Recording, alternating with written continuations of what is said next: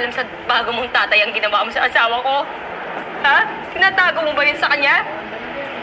Dahan-dahan ka sa mga ibinibintang mo, ate. Pa, ako na bahala dito. Ako na kakausap niya.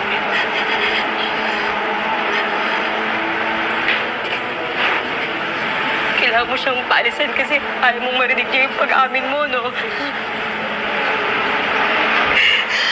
Clarissa naman. Balik mo naman sa akin ang asawa ko. Clarissa, si James yun. Ano ko ba naman? Paano mo naman nagawa sa amin to? Napakasama mo naman. Wala akong dapat aminin. Ikaw kasi, kung sino-sino ang binabangga mo.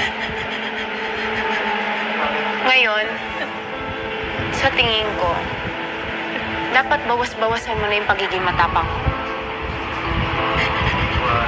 Baka kung sino nang nakakaaway mo, ate.